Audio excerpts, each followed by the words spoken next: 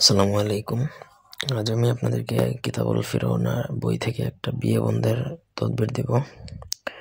আপনি যদি কারোর বিয়ে বন্ধ করতে চান তাহলে এই তদবিরটা প্রয়োগ করতে পারেন, তাতে অনায়াসে তার বিয়ে বন্ধ করতে পারবেন, তার বিয়েটা বন্ধ হয়ে যাবে এবং আপনি চাইলে দীর্ঘদিন বিয়ে বন্ধ করে রাখতে পারবেন। দীর্ঘদিন বলতে গিয়ে এখানে আপনি কতদিন মেয়াদ দিবেন সেরকম স্থায়ী বিয়ে বন্ধনও করা যায় এটা দ্বারা।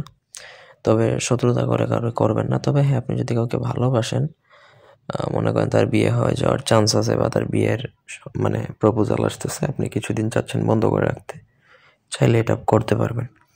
পুরো ভিডিওটা প্রথম থেকে না টেনে শেষ পর্যন্ত দেখুন। আমার চ্যানেলটা সাবস্ক্রাইব করবেন, লাইক কমেন্ট শেয়ার করবেন।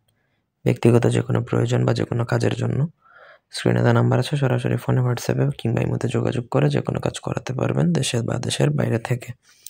কিতাবুল ফিরৌনার এই নকশাটা কিছু অক্ষরে যেটা আপনাকে লিখতে হবে, দেখুন আলিফ তা মিম, তারপরে ফা, তারপর ফা, আবার এই যে নকশাটা দেখতে পাচ্ছেন সেটা আপনাকে লিখতে হবে কাফনের কাপড়ের মধ্যে।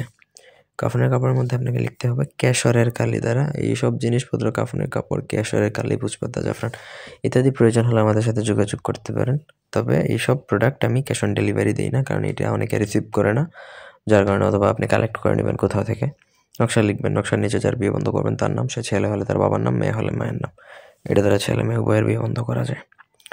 নাম লিখলেন, লেখা শেষে আপনাকে সেই নকশাটা যার বিয়ে বন্ধ করবেন তার বাড়িতে পুঁতে দিতে হবে।